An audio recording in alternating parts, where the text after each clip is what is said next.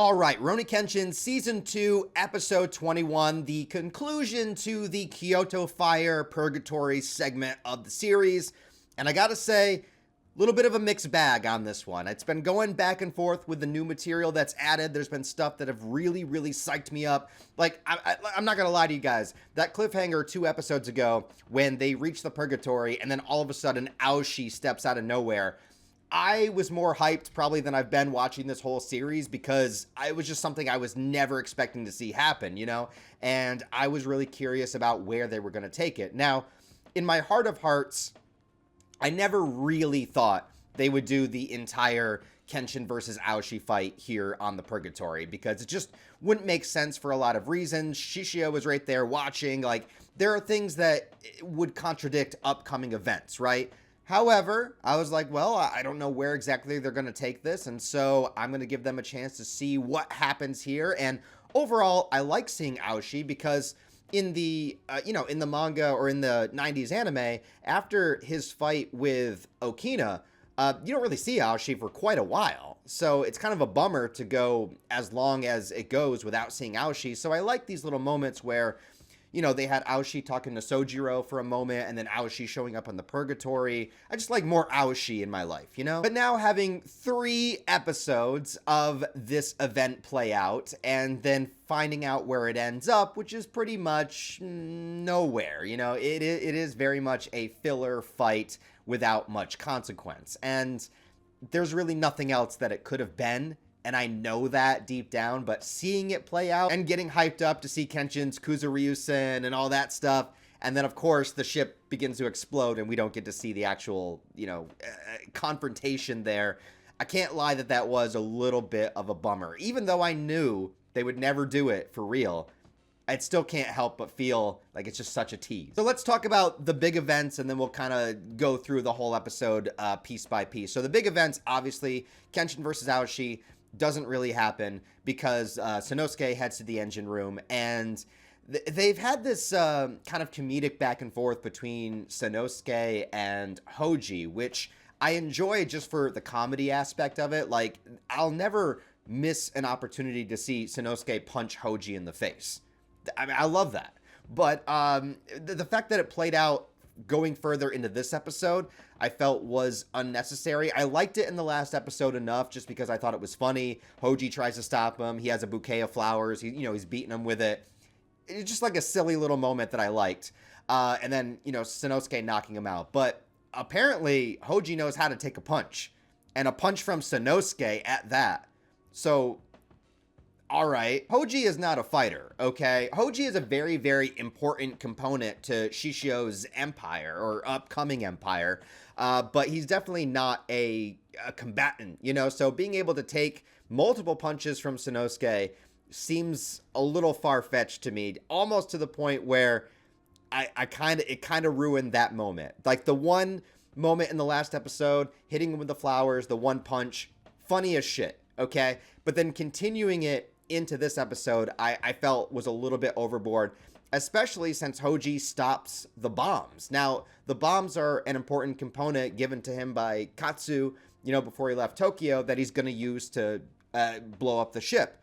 And, okay, they changed it here to where Hoji extinguishes the bomb, which in the original, they didn't need to be lit to explode to begin with. That was the whole thing. Like, we don't have to light the bombs. So, again, that whole segment just kept throwing me off. I mean, it's always cool to see Sanosuke use the Futai no Kiwami, but in this instance, I do prefer him using the bombs instead because it's a good kind of setup and payoff from getting the bombs from before, and also they don't need to be lit. That was the whole idea behind it. So that whole thing just really threw me off, if I'm being honest. And the other major gripe that I had was what I mentioned in the last review is with Saito. And the fact that trying to believe that Saito doesn't make any kind of move whatsoever during this event, with Kenshin being distracted by Aoshi and Sanosuke going underneath the ship, you're left with Saito. And Saito is an extremely powerful character, a very skilled swordsman. And in the last review, like I said, I must have been super sick and like in a stupor because I didn't see Sojiro jump back up next to Shishio. But whether he did or not, I felt like there were too many excuses as to why Saito did not engage. And they used the line of dialogue of Saito saying, you know, I'm not going to do something unless I know that I have a surefire shot, which, okay, fair enough. But during this entire sequence, you know, it feels like this is a moment that's now or never. And I just think that Saito would have done more. I don't know. Maybe I'm wrong. Maybe other people feel differently and they think Saito acted completely in character. But I really do feel like they should have come up with more of an excuse for Saito to not attack. And using Sojiro would have been a great idea. If they kept Sojiro right there in front of him, you know, getting ready to use a Batojutsu or something, then there would be this sort of hesitation on both sides. Like, if you spent the entire time with like a stare down between Sojiro and Saito, or even had them combat a little bit, even that would have been better than, I think, Saito just kind of standing there.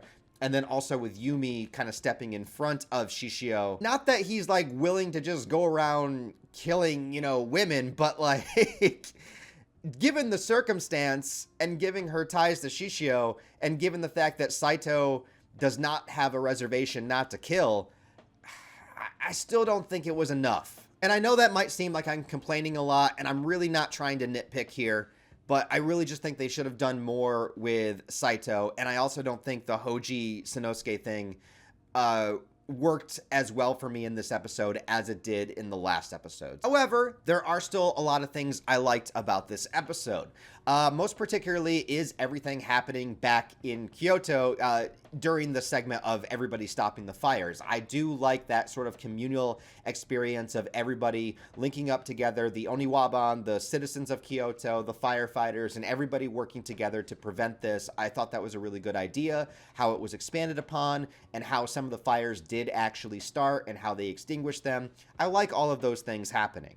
The other characters that we've been following during these events, now we have Shishio's two henchmen that have been kind of questioning what their allegiance is to this whole situation, and they end up at Megumi's little ER section here to get help. And I do like the scene with Megumi saying, you know, there are no enemies when it comes to, I have no enemies, you know, when it comes to patients, which is kind of the creed that she follows for being a doctor.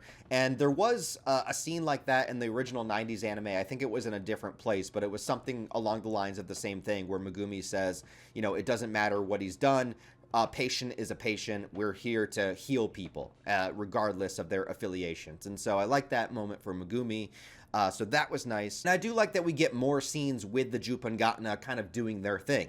I like seeing more of Henya. I like seeing more of Kamatari. Like all of these characters that get a little bit more time to be fleshed out, a little bit more time to interact and feel like real characters as opposed to just being a group of bad guys. You know, they all have their own individual personalities and motivations and the way that they handle things. And I like seeing a lot more Henya, you know, being this crazy, you know, super skinny vampire-like motherfucker. But then we got the police officer character whose name I believe is Arata, if I'm pronouncing that right. Now, he's not a character in the original Kenshin anime, or not really, but they do a lot with him here. And again, the fact that he survived his confrontation with Kamatari and Henya. Again, I don't want to make it seem like I'm just complaining about everything or trying to nitpick here, but there are just like things that you kind of have to accept in this episode that just seem a little bit too far-fetched. The whole like Sanosuke Hoji thing is one thing, but then now seeing that this police officer character survived this encounter, it just, again, is one of those things where it's like, I don't know, I don't buy it. I don't particularly buy it. Same thing with the older police officer character that interacted with Shishio's henchman that like cracked his head open. I mean, I know this show can exaggerate with blood, but that was a lot of blood coming from a man's head. So that if he's still alive, again, a little much. But here's a moment that I really did like, and it's when Usui shows up to stab Misao. Now, like I said, this does happen in the original, but it happens in a different location, and pretty much the same thing happens. Anji shows up to prevent it, and there's already been tension between Usui and Anji, and here they have a little bit more of a conversation. Before, it was a little bit more of just kind of like a stare down, but here there's a little bit more expression between both characters, which I really like. And the thing that I really, really liked about that scene too is that afterwards, after they kind of disband, you know, it's Kaoru that kind of gives this look to Anji of respect, and she like bows and thanks him, and you know, she knows that there's something there. And I like utilizing Kaoru more because she does have a lot to do further on in the Kyoto arc, but here during this segment, she is just kind of like part of the team stopping the fire. So I like giving her a moment of recognition, like she knows there's something more to this guy than meets the eye, and it's kind of her to thank him. So I liked using Kaoru in that moment. And there's just general things that I like that were featured in the original as well. I like, you know, Sanosuke kind of getting up to fight and then realizing Shishio is all the way, you know, super far into the river, and he's just like long gone, starts like shouting at him. And I also like the moment where Kenshin talks to Saito and says, you know, Sanosuke is actually a pretty reliable guy. And Saito is like, yeah, you don't need to tell me that. Like, that's just that little sign of respect for Sanosuke that I really like. And that stuff was fine. Now, another thing that was changed is that Sanosuke finds out that Anji is part of Shishio's team on the boat. He finds out from Sojiro. He doesn't find out until a little bit later. I think when Misao tells the story of what happened and like the monk that saved them, I think that's when he finds out that Anji is part of the team. But here he finds out a little bit earlier. I don't really have a problem with that. Just a little strange change they didn't necessarily need to do, but it's fine. And so there's going to be 2 episodes left of this season. Now, the thing here that I want to mention is that because of the way that they're pacing this out and because of where they're going to end the season, when we get to season 3, when Kenshin comes back, it is going to be nothing but action sequences and fights. All right, so we've built up the story. We've pretty much gone through the first 2 acts of the Kyoto arc, and by the time we get to the 3rd act, it is just like a shonen showdown. You know, it is like battle after battle after battle. So part of me wonders too if they were kind of like testing the waters with this season and what kind of budget they had, because what season 3 is going to turn out to be is probably going to require a substantial budget for the animation. Like, I don't know much about the behind the scenes of creating anime, but if you'd notice, like in season 2, we've had fights, but it's been a lot of story building, it's been a lot of character development, it's been a lot of setup. So we have all of this setup, and then we're going to get all of the payoff in season 3, where it just becomes a battle royale, essentially. So I really hope that that was part of the plan, and maybe part of the reason why they've paced season 2 out the way that they did, because they know once they get to the 3rd act of the Kyoto arc, it's just going to be all out intensity. And so savoring that for season 3, and I'm perfectly fine with that. And I'm perfectly fine if all of season 3 is the 3rd act of the Kyoto arc, you know, and I think they could do a lot with it, because where it's going to end, the 90s anime has about like 15 or 16 episodes of that 3rd act.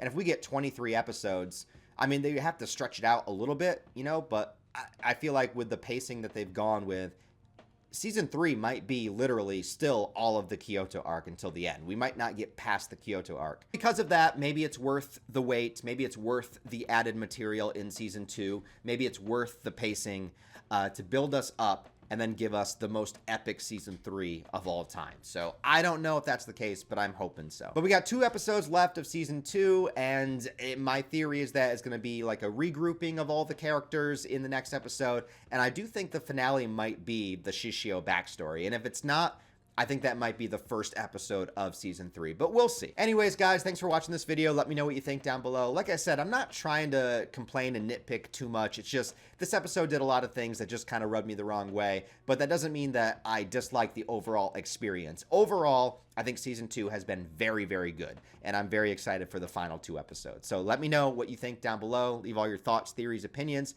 Thanks as always for watching, guys. And thank you to everybody that sends in a super thanks, man. It helps me more than you could know.